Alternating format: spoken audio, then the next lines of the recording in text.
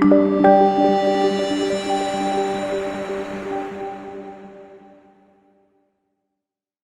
everyone, my name is Stella Bogonko and this is Zinduka. Zinduka is a platform that we use to basically encourage, engage young people and challenge them to be able to play their role as critical players in the building of this nation. On this particular show, I have a guest, a partner, and someone that I've worked with in trying to figure out what the young people actually feel about where the country is headed, where we are so far. It is 100 days after the president took office and this administration, and we wanted to find out, what do the young people feel about this administration? Are they excited? Are they hopeful? Are they discouraged? Or are they nonchalant? Are they, indifferent about this particular administration and, of course, the future of the country? Before we get into it, allow me to introduce my guest. And Walter, karibu to the show. Thank you, Stella. You could introduce yourself, just look at that camera. My name is Walter Okello. I partner with Zinduka. We work as consultants in elements of research. We've recently, in this particular program, done a perception survey, just to get the feelings of the youth and their level of participation. Yeah. And engagement in politics and leadership generally. And we are glad to have this discussion. Awesome. So what we're going to do on this show is give you a tidbit of what we found out. And if you do want the full findings, you can find that on www.zinduka.co.ke or on our social media platforms. The detailed report will be launched there and it will be available to everyone to be able to scrutinize and also just to consume for whatever reason that you would want to do that. So Walter, one of my, of course, where we started is, like you said, we wanted to have an understanding of, for example, background, why did young people vote, the ones who turned out to vote, did they vote? The ones who didn't vote, why didn't they vote? But just for those statisticians and economists who would want to know the context and the structure, the methodology that we use, maybe you could take us through a little bit of that. All right, so for this particular survey, we've sampled, our population sampling frame is the youth of Kenya. The youth constitutionally is defined as anybody aged 18 years to 34, maximum 34. So when you are 34 and 11 months, so you're still within the youth bracket. When you hit 35, then you cease to be a youth. So we've sampled within that frame. Currently, as per the records available at Kenya National Bureau of Statistics, we have about 13 million people that fall within that category. That forms about 30% of the population of Kenya currently. So our entire sampling frame is that population of young people aged 18 to 35 years old. So out of that, then using the statistical methods that factors in the standard deviation, the margin of error that is expected, and it's a long formula. But just for the statisticians. So finally we arrived at a sampling size of 1,171 that we interviewed across the country. So then we spread that in 20 counties across the country, just to give us a wholesome outlook of the whole country as it is, where the youth are. So once that is done, then we do what is called systematic random sampling. What that means is that yes, we're looking for youth within that age. We pick you randomly because we don't predetermine who we are going to pick, so long as you're in that category. But it is systematic in the sense that if we pick you and interview, then we have a skip pattern. So we're not going to pick in a crowd, so that we have a bit of spread in terms of the ideas and responses that we get. So one of the things that, of course, we found out is we started out with finding from a background perspective, what percentage of the youth that you interviewed or that we interviewed voted and the ones who didn't vote. And of course, I know that the percentage was 74.1% of the ones that we interviewed said that they had voted, which was a good, reflection. Does that mirror the actual reality on the ground in terms of that age bracket? Does it also mirror the reality of the IBC numbers? Entirely, the IBC turnout was just about, 65 or thereabout, 64 for the entire turnout. For the youth specifically, the turnout is a little higher, standing at 74.1% of those that sampled, which actually represents, again, it ties well with the IBC, because then what that means is that perhaps the elderly, if you do a bit of a study, you may find that their turnout might not have been that high, so that then pulls the percentage down.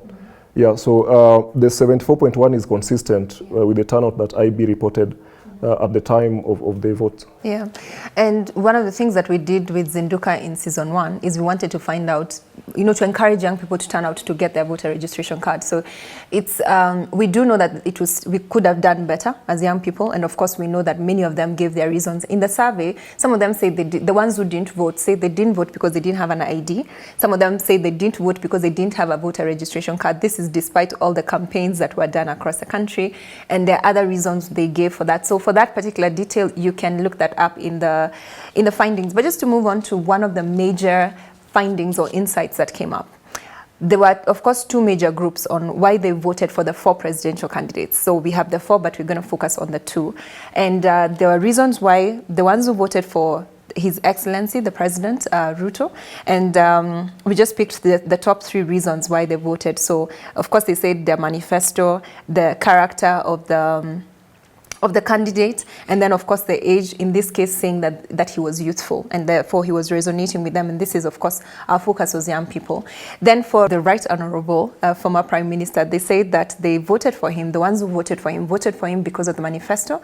They voted for him because of the history of the country in terms of the liberation and the struggle for the second liberation as it's called, and then of course the experience. They believe that he has experience in government.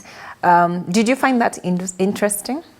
Yeah, that was very interesting. But even before we get to that, your earlier point on the turnout and youth participation, I think one of the key points worth highlighting is that majority of those who did not turn out said they did not vote because they don't have interest in politics, which I think for Zinduka as an organization that is focused on the youth and the engagement, I think that is a very critical area to look at. That when they say that they don't have interest, what does that mean? Because at the end of the day, what the youth must realize is that whether you participate or not, whether you turn out to vote or not, either way, it is a vote. By failing to vote for that candidate that you do not want, you have voted for the other indirectly. So that was quite outstanding for us. And at the end of the day, the reason people do politics is for management. And we all pay taxes, directly or indirectly. So it is an important point that the youth must wake up to, that, whether you want to be involved or not, either way you are involved. Yeah. So on the question of the reasons for voting, those who voted for the current president, His Excellency Ruto, they were very loud about the manifesto. They say the manifesto talked about issues that were concerning them. They addressed issues that of employment to the youth, issues of capitation for their businesses, issues of the CRB listing, issues of ICT hubs, and everything that the youth felt were very close to their hearts. And for us, of course, one of the things we found interesting, as you've said, the element of age was a key factor for those that supported President Ruto. The very few people voted for Rao because of his age. Like they felt, yes, he's mature, but they felt the age is not a strength, as it were. Another thing that worked well for Ruto, of course, they said his character. He projected himself as a godly person, went to church, gave donations and all. While for Rao, while the issue of character was discussed, it was to the extent of his ability to talk against corruption, to talk against vices that the country was going through at that time. And also because he's been in government and was seen to be working with government at that time, there was the consideration that this is the kind of person that we need for stability. Again, on the converse, a lot of people also thought that perhaps we need change. We need somebody who's coming from outside. And that's where President Ruto was coming in. The other issue that came up, which I found interesting, was they both had the support for the manifesto, which we've discussed in a different setting, that it seems like the manifestos were actually a consideration for young people. So it wasn't tribe. In fact, we hardly had any person who said they voted for them, or did that feature, because it didn't, and if it did, it was a very small percentage, like supporting XYZ person because they come from my tribe. Yeah, for us, because we've done these over a number of elections now, 3 or 4 past elections, we've just been looking at the trends and the factors that influence and shape how the elections go out. Previously, the issue of tribe was a key factor. And even our mobilization was around tribal kingpins and the regions. That did very little in terms of influencing the vote in the election that we just finished. Together with that, there was the element of bribery. In the last 2 or so elections, the issue of bribery has been very heavy. That did not manifest much, especially for the youth. Very few people reported that. What do you mean by bribery? In previous elections, we've had people say that I voted for so and so because because I was bribed. Because I was bribed. Because I was given money, handout. Sorry, I think the better word is handout and not bribery. But of course, in the entire context of election, they need to qualify for bribery.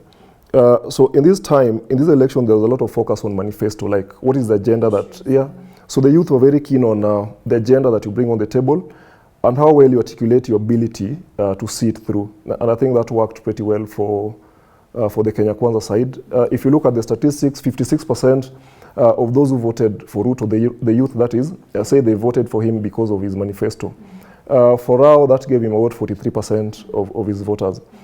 So in total analysis, it appears that the Kenya Kwanza side were able to push the agenda better. They did a better job in selling that. Yeah, in terms of saying the youth-friendly agenda.